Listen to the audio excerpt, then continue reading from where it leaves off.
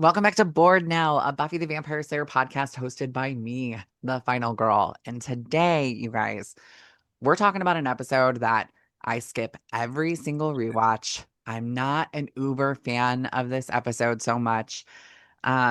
I think because it's more of a Xander centric episode, and we'll get in when we're breaking it down on why I'm not a super fan of it. But I'm so excited for today. I'm so excited because my friend is here. You might know him from his podcast, A Girl, a Guy, and a Buffy podcast, or you might know him from his amazing Buffy talk takes on TikTok. I just absolutely adore him, and I'm so excited that he's here. So, Scooby Squad, please welcome my friend Charles Swint. Welcome to the podcast. Hi, thank you so much. That was so sweet. I'm so excited to be here. I'm so Um, excited to have you here. Like I love talking to you. I felt like the one time we talked on your podcast, I had just had a procedure done and I was like, "Dear Lord." I was like, "I hope I don't sound stupid talking to him because I respect him so much." oh my God, it was so amazing. And like for you and Ian to be our first guest ever, I was geeking out because I was like, I've been a fan of both of you for so long, and I was like, I don't know, can we get them? Is this okay to ask? It Oh was my so God, I much love it fun. because I love it because I think I could say this for Ian too. We're fans of you, you know? Like I love it so much. I love the internet like brought us together. I love Yes. having conversations with you so much. I One of the things like with you that I feel about, and I don't think I've ever told you this, is that I feel like you give off like Giles energy. Like Oh, you're very wise. Like the way you talk about Buffy and the way that like you talk about this series and really like everything in general. Like it just comes out like how wise and like knowledgeable you are on it. And I love particularly in the Buffy doc trailer, like when you're talking and you're saying how like it just shows that like they could value people without, insulting essentially like young yeah. people. And when you sent in your self-tape, which thank you so much for sending that in. It was such a Thank you huge for asking. I help. was honored. I can't wait for you to like actually film your interview. It's gonna be so much fun. But like I when you send that in, I just was like, I just want to use everything. Like I want to use everything that he talks about because I feel like you just get the series. And so for me, like what I don't think I've ever really asked you this, but like what is your Buffy story? Like how did you come to Buffy and like why did it stick for you? Oh my gosh, it was so it's a very long way to get there, and We it got started time. and it literally started. So I got, well, the short answer is I got there by way of Sarah Michelle Gellar. And so I was, as a child, as a young gay youth, I would watch, there was this show on called Swan's Crossing that Sarah Michelle Gellar was on, that was like a syndicated teen soap or whatever. And Sarah was just so good in it. And Yeah. it was like, they had some good actors in it, but I was like, she's in a show all by herself. I was like, she's in one show and everyone else is in another show. But I love what she's doing. And then that show got canceled. And I moved around a lot as a kid, and I'm like torturedly like having to move to Georgia. And I was like, I'm gonna hate it here because I moved from the north. And I was like, throwing a panic attack and like, but you're ruining my life. I hate, all the stuff that you do as a teen. And over the summer, I turn on the TV and there's Sarah Michelle Gellar and all my children. And I'm like, oh, so I get Kendall Hart. So now I'm like, great. I'm attaching myself to this actress because I'm loving everything that she's doing. So when they announced the show, I was like, I remember the movie.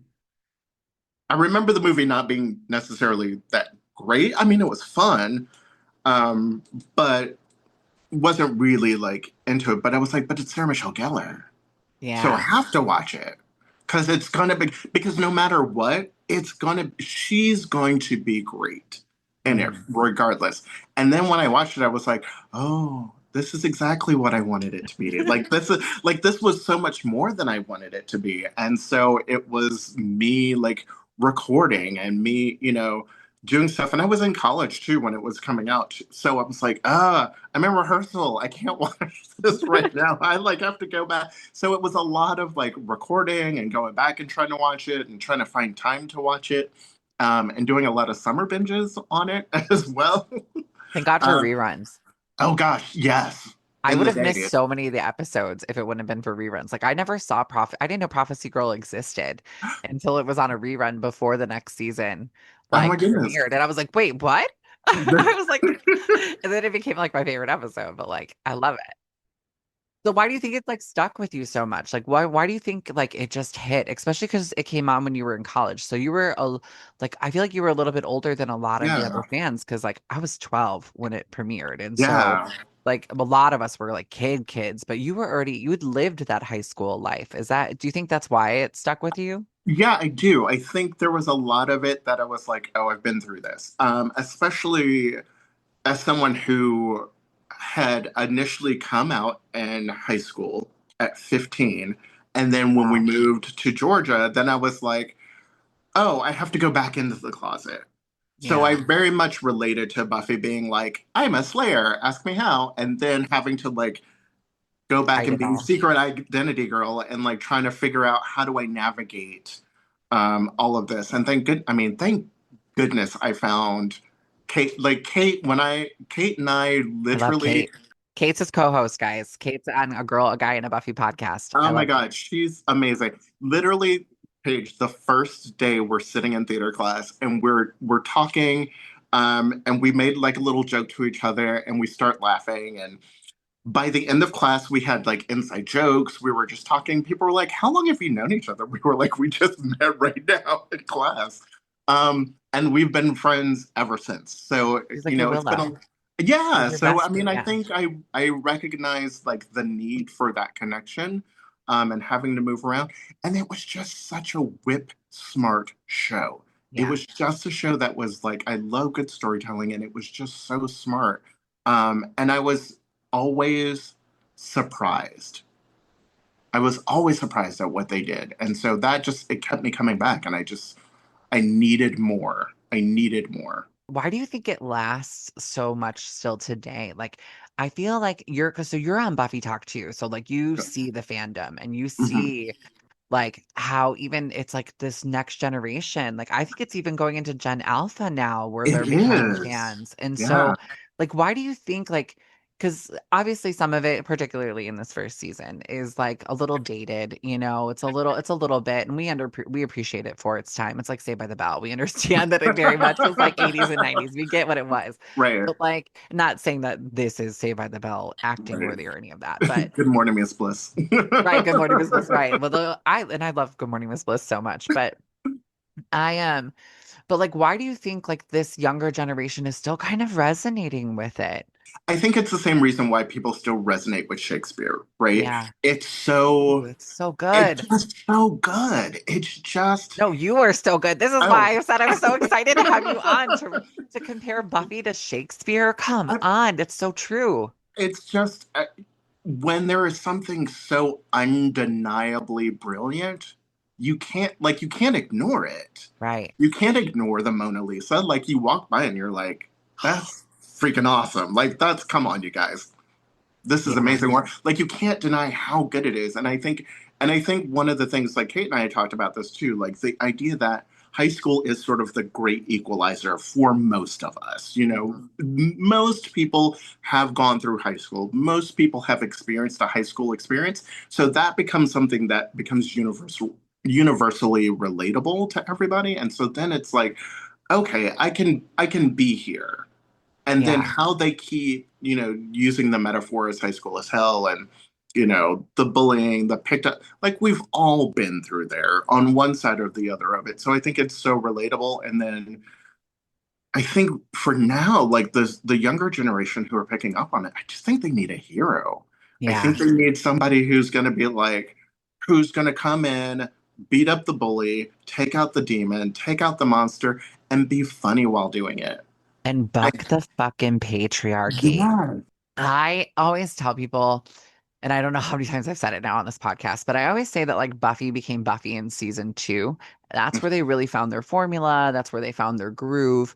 But while I've been rewatching this first season with for this podcast and like doing like a deep dive and like analyzing things, I feel like I have talked down about the first season so much. And I feel like a lot of Yeah. uber Buffy fans do as well too, where we'll tell people if you're going to watch Buffy for the first time, just get through the first season. Like, and I almost feel like we're doing a disservice on it. But like in Mm. general, what are your thoughts on the first season?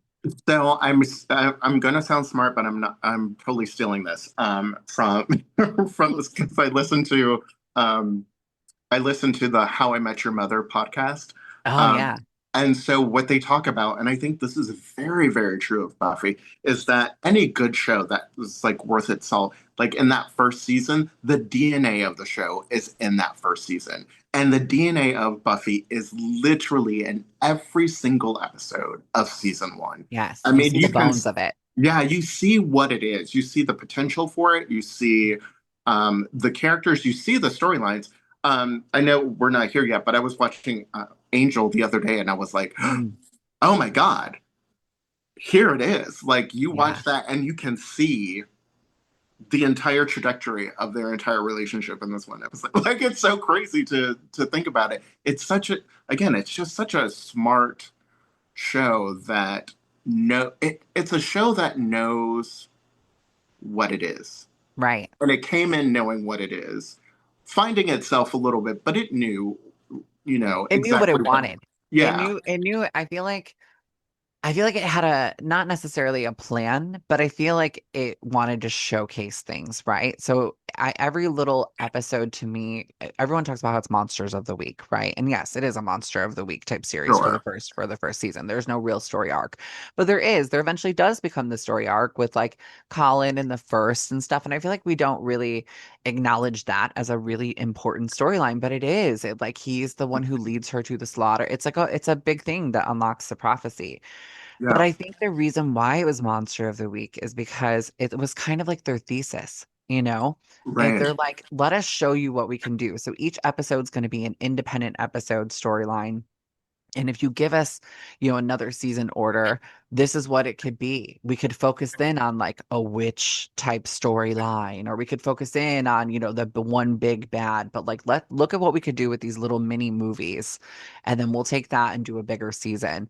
And I'm just very thankful that the WB gave them a shot because I feel like today in TV there it's not given that room. It's not given that legs to like Yeah. grow. And there's so many shows that don't get picked up now that really should if you gave them like if you gave them a second season, if you gave them, a third season to kind of get rolling, they really would. Because I mean, I think most people just need time to figure out what the show is. Yeah. And I mean, they came in with a really strong mission statement. They came in with a really strong, clear vision of what they wanted to do, and they were able to build off of that. Now, today we're going to be talking about The Pack, which is episode 6. And I always consider this a Xander centric episode. And like, I always skip it because to me, it is a really mean episode. Mhm. I, I haven't watched it probably in a couple of years. And so I watched it in prep for this. And I just was like, I skip this because it's a Xander centric episode. And as I'm watching it, I'm like, no, the reason why I skip this is because it's like a brutal reminder of like what it was like to be in school at that time. And there's like points that we'll hit as we go through, but just even like the dodgeball scene, there's things that are it's just inherently cruel. And it feels like it's a painful reminder of that. And so for me, like this feels like a Xander centric episode. And what they do in this series really well is they focus in on the other Scoobies as well too. Mhm. So like Willow gets a Willow centric episode, out of mind, out of sight to me is kind of Cordelia, they really like pull in other people. So it's not just Buffy as the focus, but like I don't know if I've ever asked you like what are your feelings on Xander? I mean, when I don't think I realized it at first because I thought, oh, it's so innocuous. Like as a young person, I just sort of was like, this is really kind of innocuous and wasn't really paying attention to all the clues that were there about what a terrible person he is. Which I think which honestly is a great lesson for all of us to like really pay attention to the clues. When people tell you who they are, believe them. And so he told us over and over again what a terrible human being he was. Yes. And we ignored it. We were like Goofy Xander. And we ignored it because Buffy ignored it. Hmm. And so we were like, well, it's fine.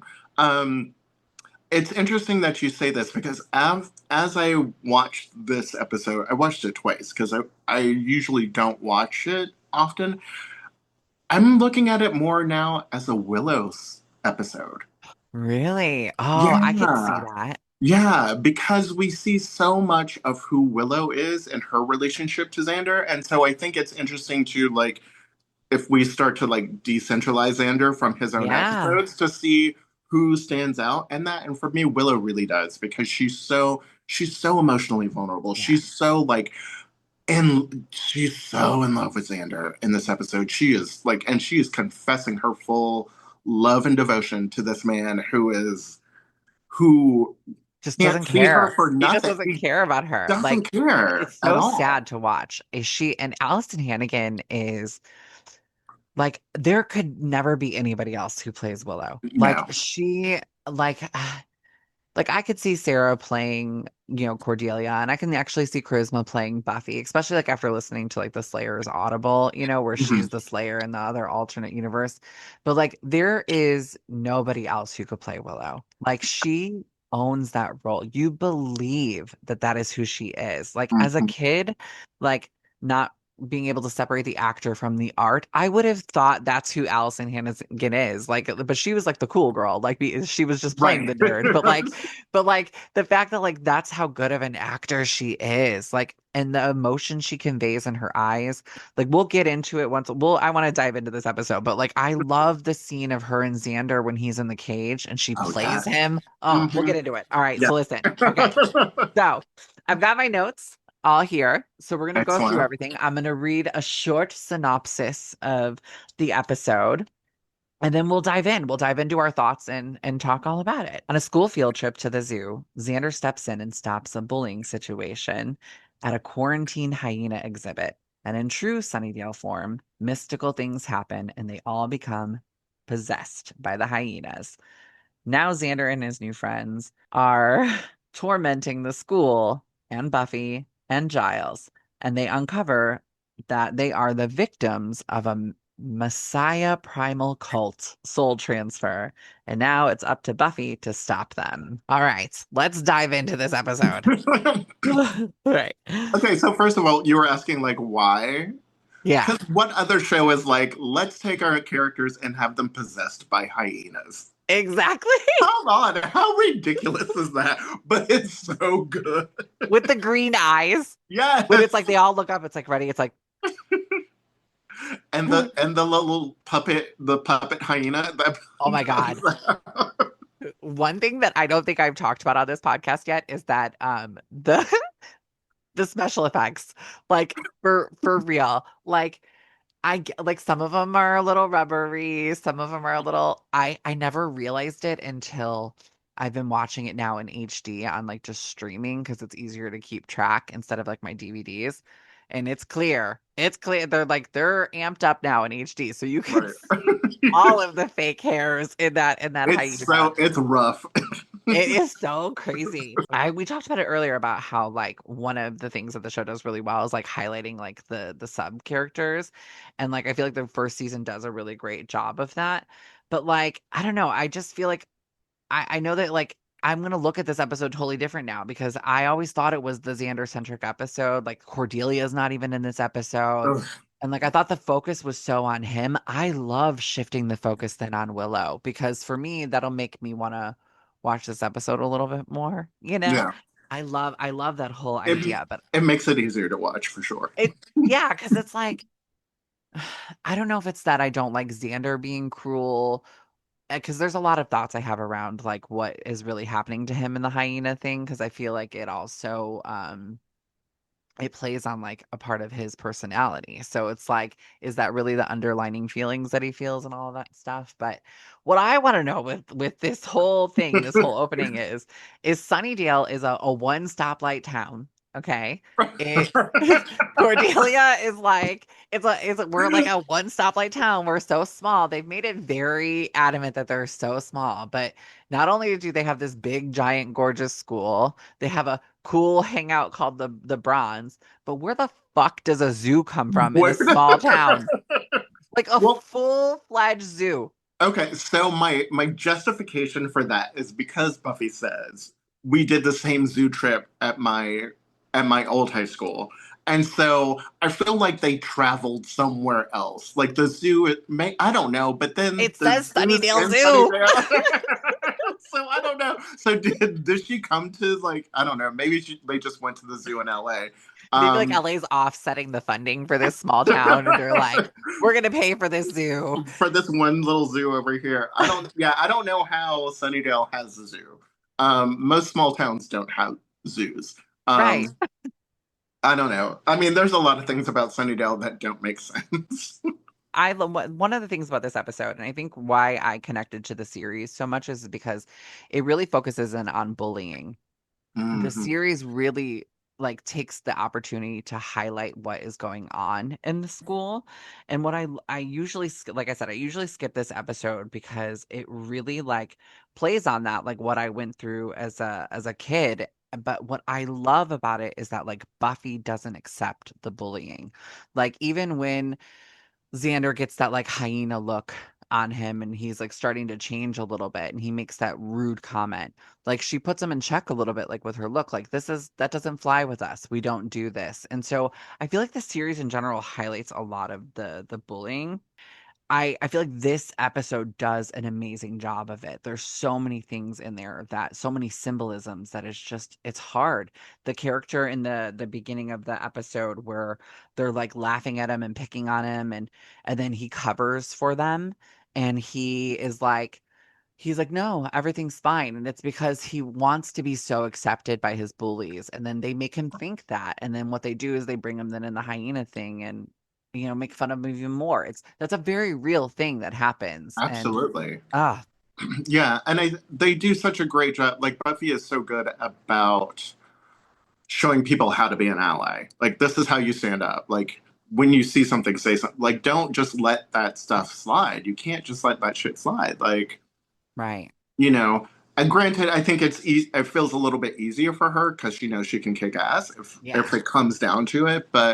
Um, but still, I mean, I think there's some of that needs to. We all need to sort of take a page out of that book and be like, you know what? Even if I can't, like, I can't kick anybody's ass. It's not happening. But I can stand up for someone. I can say something.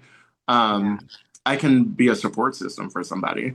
I think that's why I always say like Buffy was a beacon of hope for people. Yeah. Even in our documentary that we're producing, like it's very important that our tagline is how Buffy saved a generation, because a Hmm. lot of people looked at her, if like even me particularly, like I didn't have a Buffy in my life. I didn't have anyone who was standing up for me in the way that she did for like Willow and Xander and stuff.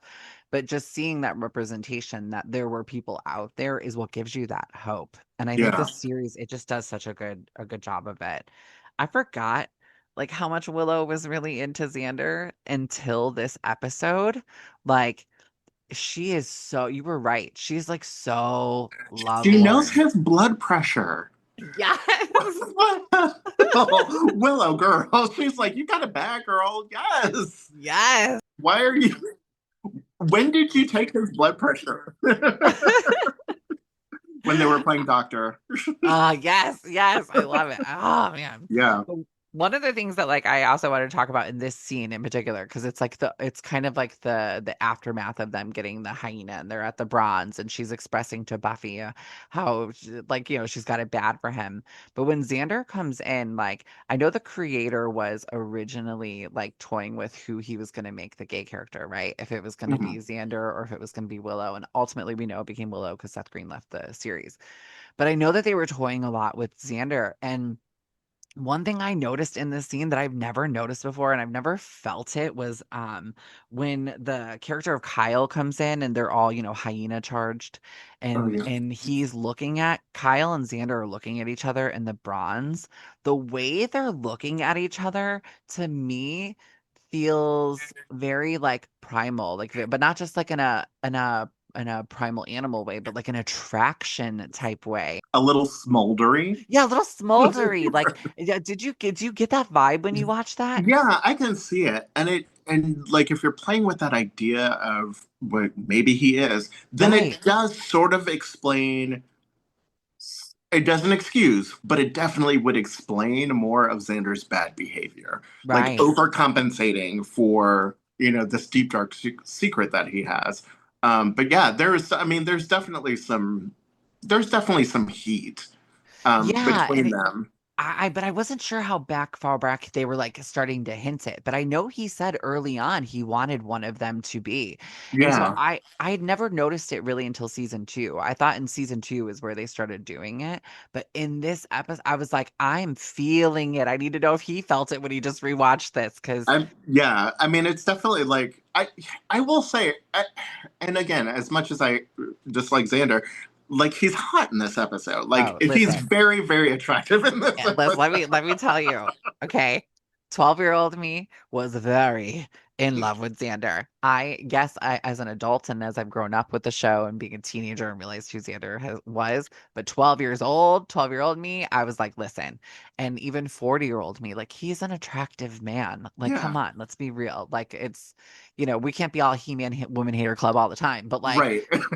he like yeah, like he fits the role. And I think we don't want to get too much into that aspect of like the actor versus the role. And I think a lot of who the actor is also shapes our view also a little bit on the role too. It makes it Right. even a little worse. Like I think if he was a good person or had done good things that like we could forgive a little bit of it. But in general, I think the character of Xander is important. I think that he's needed. I think that it shows the other side of things. Not everybody's a perfect person, it's not you don't want everybody to be perfect. And I always try to rationalize it as he's a 16-year-old boy too, like he's growing Sure. up, particularly in this episode, like even Giles says that where he like questions Buffy, like he's like, is he this, is he that, he's that, I fear we have it on our hands, a normal 16-year-old boy. Oh my God, you're gonna have to kill him. Right, exactly. You're gonna have to kill him. And I think that we as the fandom tend to forget that because we're like, we know the later years of him. We know what he does to Anya and how he treats her. And it's like we see a lot of that start in this episode. But also speaking of the future, like when they're studying, like to me, like I wrote down the notes, like not Willow predicting Xander's future. It is Like spot on. It is so spot on. It's like that's the other thing that I love about the show. When you go back and watch it, whether it's intentional or not, there is so much foreshadowing that happens like seasons ahead. That you're yes. like, this is exactly again, the DNA is right there. This is exactly who these people are Yeah. from day one. You're gonna be sweeping up the floor of a pizza place and saying, Exactly. "Where's the cool parties Where are at?" the Like cool very parties? season four. And that is all he did was try to figure out his life path and be like showing up at frat parties and I feel like this episode is a goodbye to Principal Flutie. We know that he's gonna get eaten, obviously, but I feel like this is like kind of like a feature to him. I feel like this is kind of like there's a couple moments in here where they really highlight him and showcase him in a way that like they haven't. And we put so much stock in Snyder because Snyder is so iconic, right? Like we love Snyder. Snyder's iconic, but I feel like Bob Flutie doesn't get the love that he deserves. Justice for Flutie. Yeah, I mean that scene. So the way I don't know the whole thing with him with Herbert the pig and all of it. It's so cool because Principal Flutie like harkens back to um, a time of like feels like a 50s or 60s Yeah. kind of like high school kid. He's like, yeah, go. And he even talks about that and, talks about how, they had school spirit and kids in the 90s didn't. We had Nirvana, Smells Like Teen Spirit, Right. but it wasn't school spirit. It was teen spirit. And so like that whole idea of like, we don't care about this established thing that you've given us. We care about ourselves. We care about what matters to us, which again is the thing that makes Buffy so resonant. It's about who we are as individuals and how are we surviving in this construct that you all have created, which is bullshit. Right. Like even going into like the next thing of like after like that a whole thing with him with the pig and stuff, the dodgeball scene, like are they still doing dodgeball today? Like is that like would that be something that kids today would relate to? Like I I don't don't know, but you know what? I don't know, but I will tell you this. I was watching, I was like, quiet as it's kept, I'm really good at dodgeball. I was really amazing at dodgeball as a kid because I could move very quickly. So I loved Did dodgeball. you? Yeah, so it was like the only thing in gym that I was like super excited about Oh because I my hated gym. But if we were doing dodgeball, I was like, oh, okay. Watch these little twinkle toes move around the gym floor because you're not hitting me. This scene was pretty violent. Don't you feel like this scene was like Yeah. really rough? Like it was a hard this was a hard moment to watch. And even the music playing, like Ugh. we the composer for this was a completely different composer than the subsequent seasons. But like the even the music that like was playing, it just felt very sad. I don't know how else to like describe it other than that. I mean, you talk about how Allison Hannigan is just brilliant. Like when he hits her with the ball, the look Yeah. that she gives him is heartbreaking. Because it is again like it's him pushing her away. It's like there were so many other people that he could have chosen to like throw that ball and hit, and he Yeah. chose her. He chose to physically hurt her. Yeah. You Very know? targeted. And then Yeah. it kind of like leads into the hallway scene after that. Like Ugh, how like oh that hallway scene, it was so rough to watch ugh. him be so cruel and so mean to her. And he's so great. And but you see it all the time in schools where people are just like that mob mentality of, I've got to be cool in front of these people, so I'm gonna hurt the person that I care about. It just feels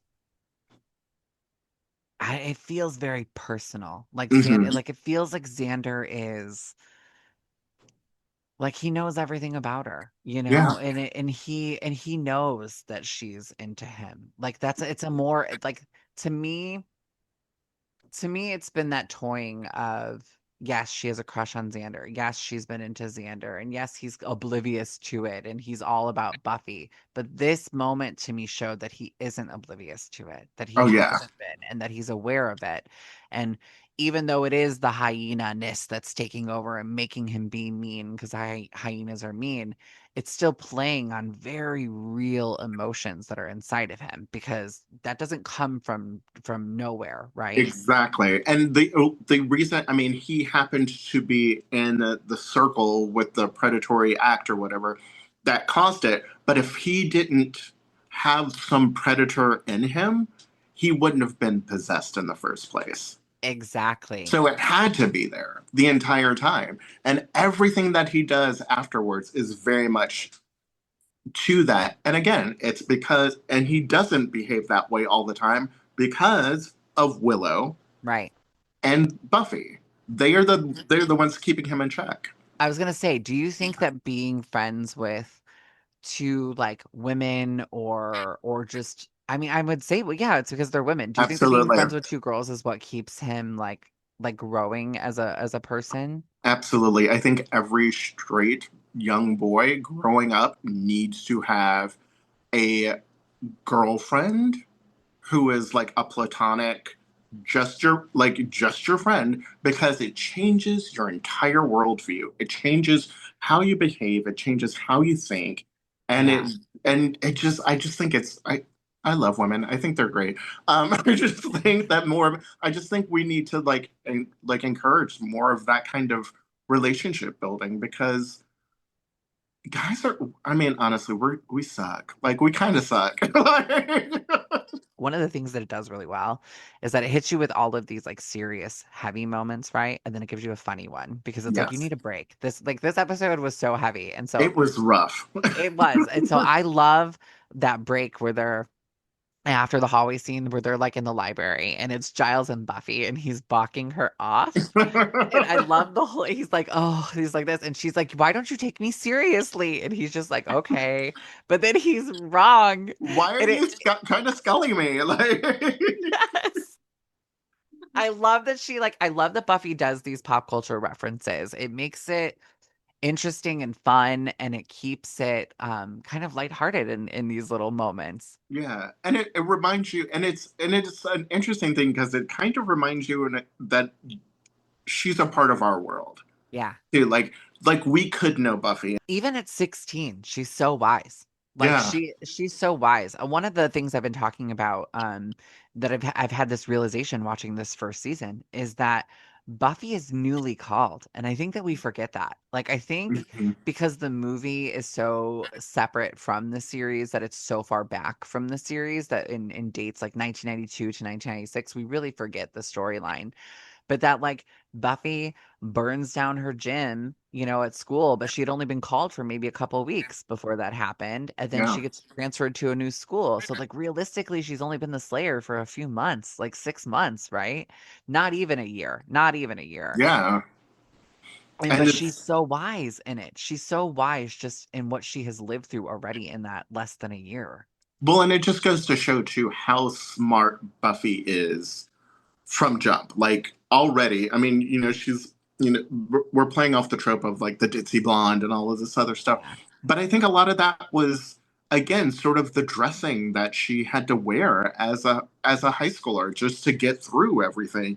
And then when you realize that there are things bigger than yourself, when you start to realize, and that's a really interesting like and I think that's also why I think younger generations are sort of resonating with this because they're like, there's something bigger than just, oh, I have to be popular in high school. Yeah. There are actual wars being fought. There's actual, like, they're living through the ages of like school shootings and all this. Right. They're like, I have to protect myself. There is something way, way bigger than just who's popular. And nobody else is doing it. Nobody else is Yeah, stopping their big bads. And right, so they have to be their own hero in their own story. right, So powerful. So, so powerful. I think with Buffy, I think it's also relatable that, like, she's starting over at this new school in this first season, that she kind of gets to reset the tone on who she is. She's not that dumb idiot stealing a lipstick from Bullock's, making a right, man bow down to her. Like, that's not who she is. And right. like you said, she was playing a role. And coming to Sunnydale, even though she wants to start over and she's worried about having last month's hair, it's still, she gets to be this confident person. She gets to step into this role of, like, yeah, I'm a superhero and I've got to save all of you, and I can't be as immature as all of you. I have to Right. be a little bit more responsible and carry this weight a little bit more. And it makes you have so much, like, empathy and so much care for the character, is like realizing that she's 16 and that she literally has the weight of the world on her shoulders. And that's what, and like being a teen, like when I came out, I mean, and again, sort of that same sort of thing. Like once you come out, you can't sort of like unring that bell, Right. right? Like you can't put the toothpaste back in the tube. Like it's out there, so like Yeah. you know it, and so even when you sort of go back into the closet to try to hide, you still know the truth for yourself, and that changes you. Once you're true to yourself, that inherently changes who you are. And there's no going back. And no matter how hard you fight it, no matter how hard you try, it's going to come out one way or the other. And if it doesn't, it's going to come out sideways and it's going to like screw everything up. And she can't afford to do that because the world is at stake. Everyone dies if she doesn't. You know who else dies in this episode? Oh, I know, poor Bob Flutie. Like, oh, Flutie. he just wants school spirit. He really did. He just wanted everyone to be happy and like They that little devoured him. which is wild to me. How dark Dude, is that? that's what I'm saying. It's so dark. You have a show where you literally just had like your cast eat the principal. Like Right. on screen. Like you saw that happen. Like you Yeah. like But you of know course, what was Xander's going left on. out because we got to keep his character pure. Like, one of the core four can't He eat Bob Flutie. no, but he can commit, felony assault. That's what we're talking about next. Why does nobody talk about this scene? Why does nobody talk about Xander assaulting Buffy and then it just kind of being glossed over? Mhm. It is, I forgot how much of an assault it really is. Like, throwing her against the machine, pinning her on the floor, being on, like, the sexual undertone of him Mhm. saying, "You like me being on top," and, Right, like, like I want you to jump my bones. Like yes. I've been waiting for you to jump my bones, and like yeah, it's crazy. And that all Ugh. comes from inside of him. That all comes Mhm. from that like wanted, that like need to him. It frustrates me because it's like in the end, we're not there yet, but in the end, he plays the amnesia card. Yeah. And like Giles even is like, don't worry, your secret's safe with me. And Ugh, it feels Giles. so like, because it's like it allows him to not take any responsibility because he could have said, I remember everything. I'm embarrassed and ashamed by how I did. And Hmm. he could have apologized up and down to Buffy for what he did. But the fact that he remembers doing that to her and still would rather hide the fact and hide the shame of everything that he's done instead of owning up to it. That to me is like the first instance of why Xander is a shitty fucking character. Yeah. And like that to me, that's why I always get angry with this episode is that moment because that's up until that moment he's kind of a pretty okay. Yeah, he's not terrible. Yeah, he's not terrible. He's just a teenage boy. But that moment is very predatory to me, and they give him Mhm. a pass. They just give even Buffy gives him a pass. He always gets a pass on all of his big discretions because it comes up again later because they're talking about it's the werewolf. They're looking for the Yeah. werewolf and he's like, "Oh, I remember. I can get into the brain of the predator and all this other stuff." And they're like, "I thought you didn't remember anything." And he was like, "Oh, I know." And it just gets dropped. I feel like the show rewards his bad behavior. I Yeah. talk about how like he does these things where he doesn't listen to Buffy or he's like super macho and he interjects and intersteps in a thing. And it's like, damn, it's like you want him to be put in check. But then if he's not in that situation, Buffy would have died or something bad would have happened to her or she would have gotten jumped by, the vampires in the first episode when they're looking for Jesse. And it just feels very like the show rewards his behavior. Yeah. And it's like he doesn't really learn his lesson. He never apologizes for Right. anything that he's ever done. And it's I don't know, because if it were me, I would be mortified. Yeah. I would have been in tears. And Yeah. I would have been, I mean, yeah, there wouldn't have been enough chocolate chip cookies in the world for me to bake to like atone for that. Like that Right. is those scenes, the scene of the pack eating Principal Flutie and also Xander sexually assaulting Buffy all sort of happen, or those things are happening at the same time. And Yeah. it's like the most primal of all, evils or whatever happening simultaneously. I just don't understand how he can exist and be like, oh, I'm really just moderately embarrassed Right. by me almost raping my friend. Like, Yes.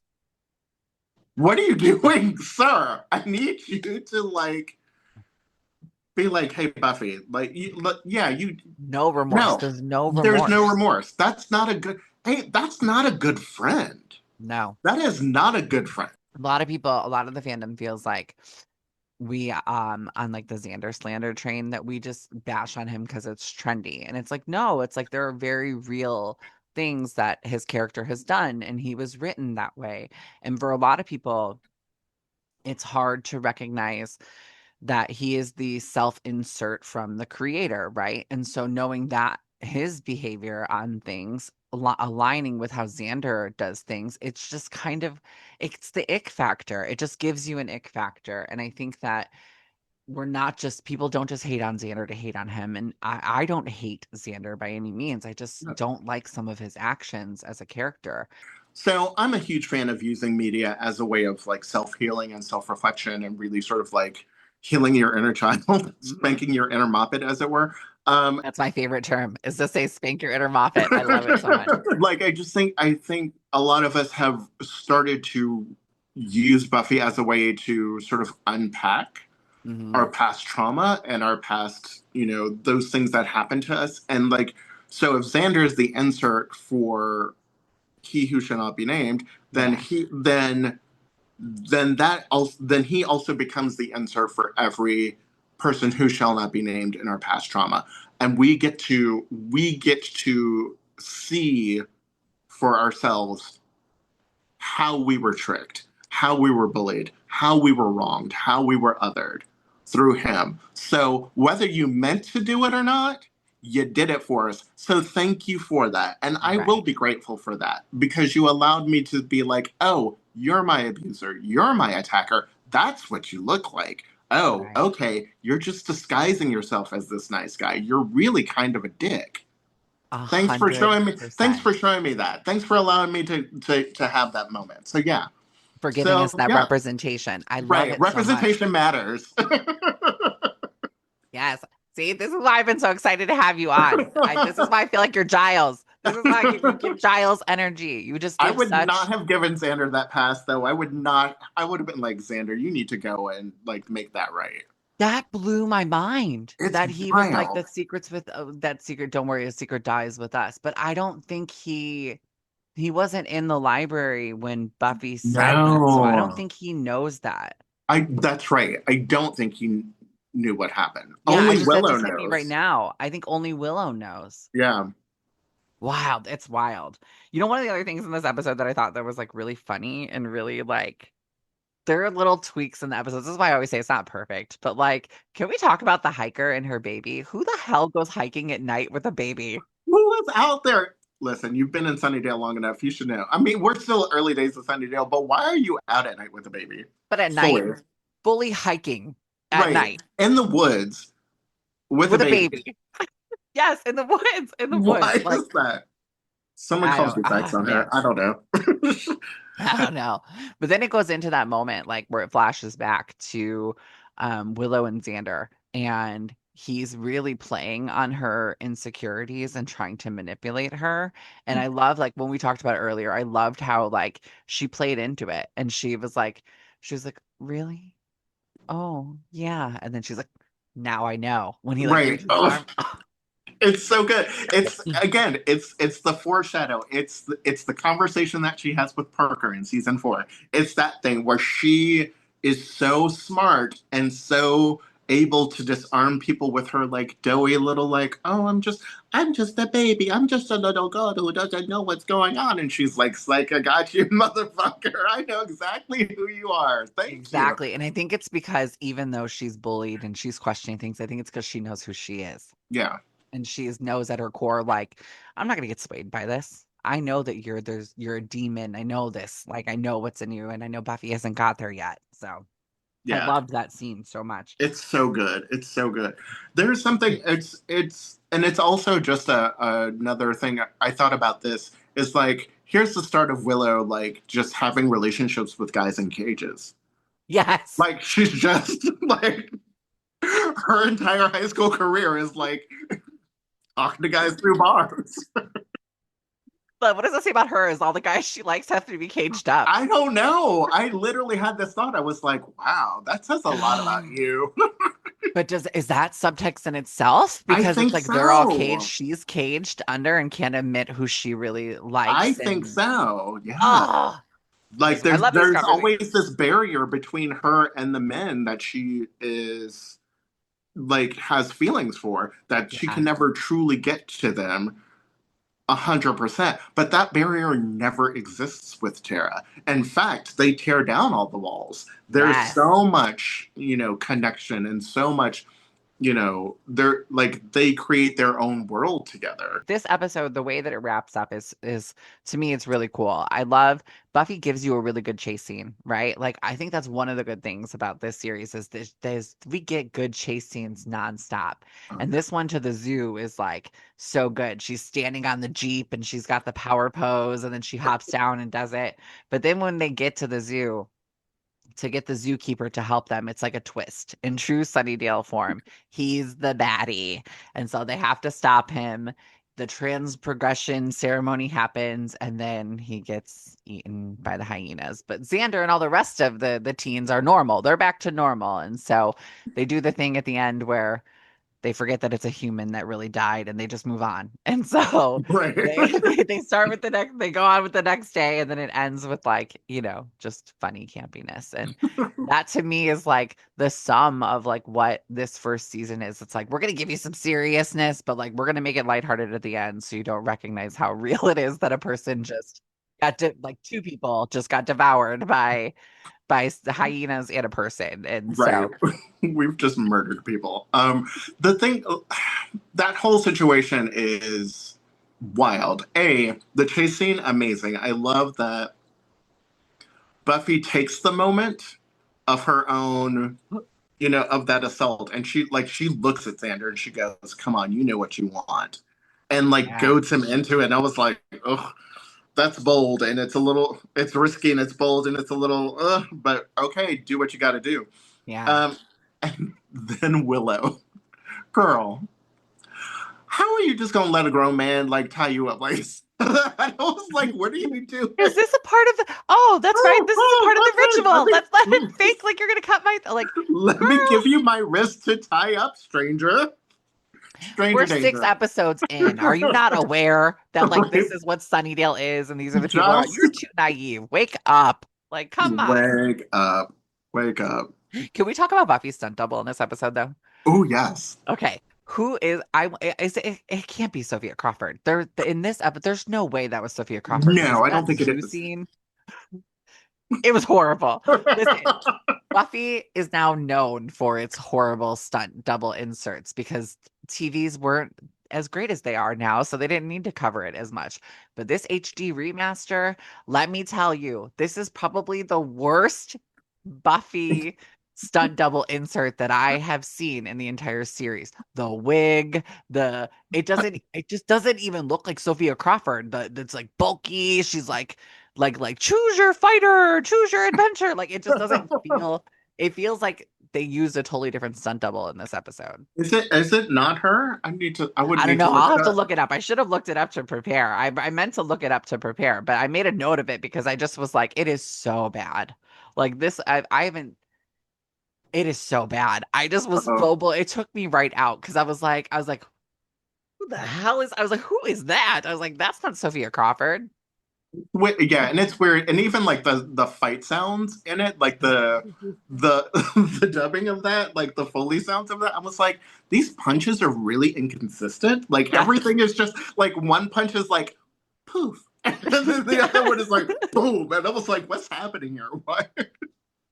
It felt a little like Xena. Yes, it was like, what? Why are we not? Um, yeah, the whole thing was just a little wild and a little wah, Yeah. wah. I normally skip this episode. I think I'll probably rewatch it maybe in 5 years. But I normally skip this episode, but I'm glad that I watched it. I'm glad that like I rewatched it because I think it is, even though it's brutal and it's a hard episode, I think it's a really good one. I would give it like a 6. Hmm. And I think like and that 6 is because of sort of the emotional depth of the Yeah. episode. It's a hard one to watch. It's really hard to watch. I think it can be very triggering Hmm. for some people because I think there's a lot of things that happen that are just like, I don't watch it because it triggers me. I yeah. don't watch it because I was that severely bullied kid who was literally tormented to hell. And watching this is kind of like, I don't need to be reminded of that. Like there's so many other better episodes for me that like I think it's a good one for people to watch if you haven't seen the series. I think it shows all of that emotional depth. But for me as a fan who has literally seen this series thousands and thousands of times, I'm good. What is your Buffy hot take? You could do it on season one, or you could do it on the entire series if you want, whichever you prefer. But like, what's your hot take? I oh gosh, I go back and forth with Giles. Because there's so many things, I don't know, there's so many things that I'm like, Giles as the adult in the room could have done so much better. I'm like, why are you just Yes. letting these children run roughshod all over the place? Why are you not teaching them more? Why are you not doing more of this? Somebody, and again, I can't take credit for this, and I wish I could remember the TikToker who did, but it blew my mind when they were like, all of these years, Amy the Rat has just been sitting there. Oh And my Willow's God, I been trying just to saw change her that. back. And Giles knew how to do it the entire time because he cast the spell. He was with Amy when they cast the spell to turn Buffy back. And I was like, you're right. Why did we not realize this the entire time? So I think I think for me, like as much as Giles showed Buffy love and attention and all that stuff, I think there was a lot of times where he let her down. Yeah. And where he just and he doesn't do the things that he should be doing for her, and when he does, it's a little bit too late. Like I'm Giles's age now. Mm-hmm. I'm 40 and like Giles on this series in season 1 is 39. I'd step in. Like why wouldn't you step in? Why Right? Why wouldn't you would do you this? Like if not? I knew the spell to resurrect Amy and get her for not being a rat, I would do it. Unless in his brain he's probably thinking she's safer being a rat in Sunnydale. Maybe. But I know I saw that TikTok too and I was like, why have I never realized that before? Like that's what I love about this community. Yeah. That's what I love about people like creating content and like talking about Buffy. And it's why I always tell like newer content creators too, like who are like when I'll see somebody who has maybe like a couple hundred followers or something and I see they just started, right? They just started making Buffy content. I love supporting them because I'm like, I love hearing your voice. Like I love hearing your take on it. Like the more Scoobies, the better. We're all the Scoobies. That's why I say we're the Yeah. Scooby Squad because like all of us think about it. Buffy was our beacon of hope and we're all the Scoobies. Like we're all the ones who let her be the that charge, the slayer, the beacon, and we're the ones who are all the people who are figuring it out. We're all the ones who are in our books reading, or we're nerdy, or we're weird, or we're bullied, or whatever it is. And we're that Scooby Squad. And so I love when these like newer creators are popping up with these takes because like that, like I would have never known that. That I was like, I've been watching the show since it aired, and I Yes. never once like thought about that. Thank you so much for coming on. It's been so much fun. Before we go, I just want to say that like I hope you come on for the next season when we do the next season. We're gonna try and do some like roundtables and some panels and stuff. And I would love to have you on more often than I just this would first season. I would love to anytime. I have had so much fun. I am so honored and was so giddy when you were like, "Oh my God, I need to," and I was like, I was so excited. There's a handful of people that I'm having in this first season that like I just really feel like I just really want to talk to. Like I just that's what this is I just really wanted to like talk with you about our favorite series. So do me a favor, tell the Scooby Squad where they can find you. Promote yourself, tell them everywhere to go look for you guys, and you guys better follow my friend. So our podcast is a Girly Guy and a Buffy podcast. So you can find that wherever you get your podcast. And all of our socials are at a Buffy podcast. And if you want to follow me personally, you can follow me at Charlie CharlyDND on TikTok. Well, thank you so much for coming on, my friend. If you guys are a fan of our podcast, make sure that you are following us everywhere. We are on Spotify, Apple. The video will be on YouTube. And as always, I will have clips on my TikTok up until this episode airs. It has been so much fun. Thank you so much for coming on the episode. Bored Now, a Buffy the Vampire Slayer podcast hosted by me. And until next time, we'll talk to you guys soon.